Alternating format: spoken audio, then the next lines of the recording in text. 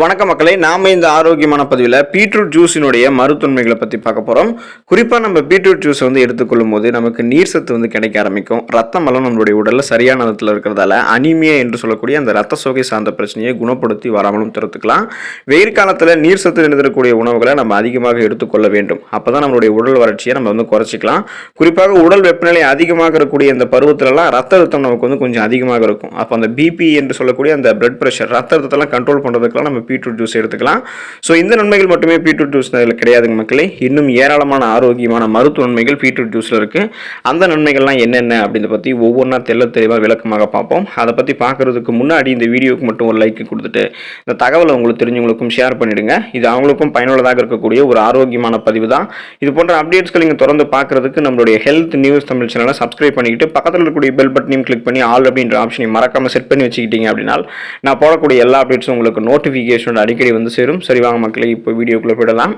இதய ஆரோக்கியத்தை மேம்படுத்தும் பீட்ரூட் ஜூஸ். பீட்ரூட் ஜூஸ்ல நைட்ரேட் சத்து அதிக அளவில் இருக்கு. இது உடல்ல நைட்ரிக் அமிலமாக மாறி ரத்த குழாய்களை விரிவடைய செய்யுது. இதனால இதயத்திற்கு செல்லக்கூடிய ரத்த குழாய்கள் விரிவடைந்து ரத்த ஓட்டம் எந்த விதமான தடையும் இல்லாமல் நமக்கு சீராக இருக்கும்.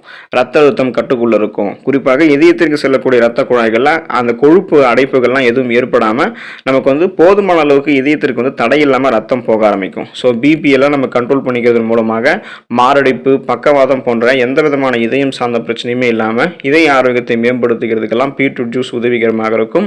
உடற்பயிற்சிக்கு தேவையான எனர்ஜி நமக்கு பீட்ரூட் ஜூஸ் எடுத்துக்கொள்ளும் போது கிடைக்கும். பீட்ரூட் ஜூஸ் உடற்பயிற்சி செய்பவர்களுக்கெல்லாம் மிகவும் ஏற்ற ஒரு ட்ரிங்க் அப்படின்னே சொல்லலாம். கெஃபைன் பானங்களோட நீங்கள் ஒப்பிடும்போது இந்த பீட்ரூட் ஜூஸில் கலோரிகள் குறைவு. ஆனால் உடற்பயிற்சி செய்ய தேவையான உங்களுக்கான அந்த எனர்ஜி, அந்த ஆற்றலை இந்த பீட்ரூட் ஜூஸ் வழங்கும்.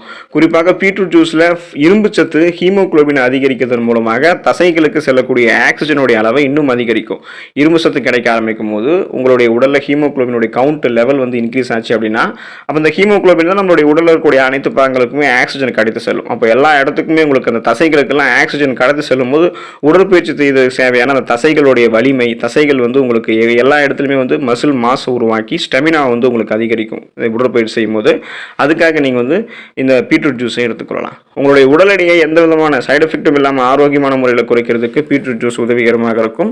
பீட்ரூட் ஜூஸில் கலோரிகள் மிக மிக குறைவு. ஒரு கிளாஸ் அளவு வாரத்தில் ஒரு தடவையாவது நம்ம பீட்ரூட் ஜூஸை குடிச்சிட்டோம் அப்படின்னாலே நமக்கு வயிறு நிரம்பிய உணர்வு ஏற்படும். அப்போது இதனாலவே நம்ம அதிகமான கலோரிகள் இருக்கக்கூடிய கண்ட நொறுக்கு தீனிகளை சாப்பிட்டு நம்மளுடைய உடம்பை வெயிட் போட்டுக்க மாட்டோம்.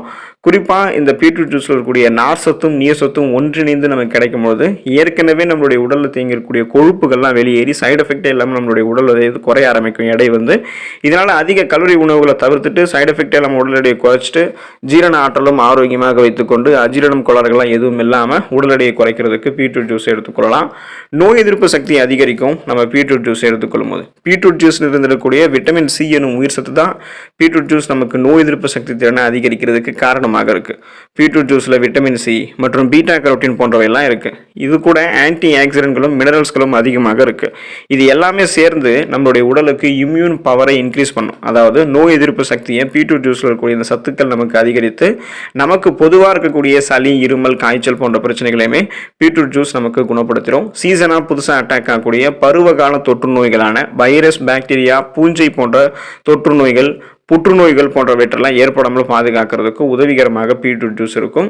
பீட்ரூட் ஜூஸ் குடிக்கிறதுக்கு முன்னாடி நீங்கள் தெரிந்து கொள்ள வேண்டிய ஒரு சில விஷயங்கள் இருக்குது. பீட்ரூட் ஜூஸ் செய்கிறதுக்கு எப்போதுமே நம்ம ஃப்ரெஷ்ஷான பீட்ரூட்டை மட்டும்தான் பயன்படுத்தணும். பீட்ரூட் இருக்குது அப்படின்றதுக்காக அதை எடுத்து பீட்ரூட் ஜூஸ் போட்டு குடிச்சோம்னா நமக்கு அதில் ஹெல்த் பெனிஃபிட்ஸே கிடைக்காது. இதனால் நீங்கள் ஃப்ரெஷ்ஷாக இருக்கக்கூடிய பீட்ரூட்டை மட்டுமே பீட்ரூட் ஜூஸ் செய்கிறதுக்கு பயன்படுத்துங்க. அப்போது தான் நிறைய ஜூஸ் உங்களுக்கு கிடைக்கும். அது ரெஃப்ரெஷ்மெண்ட்டாக, புத்துணர்ச்சியாக, ஃப்ரெஷ்ஷாக இருக்கும்.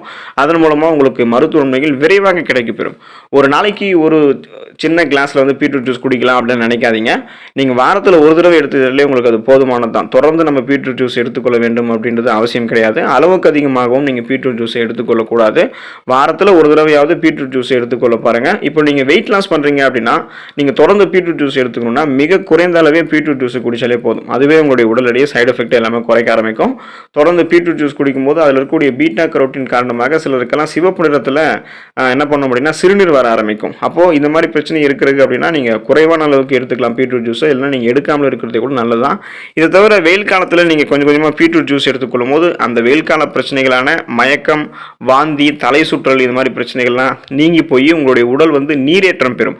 அப்போ ஒரு நம்ம வந்து கொஞ்சம் நம்மளுடைய உடலில் வந்து டீஹைட்ரேஷன் ஆகாமல், சத்துக்கெல்லாம் வெளியே ஏறாமல், நீர் சத்தை நம்ம பாதுகாத்து கொண்டு ரெஃப்ரெஷ்மெண்ட்டாக புத்துணர்ச்சியை செயல்பட ஆரம்பிப்போம்.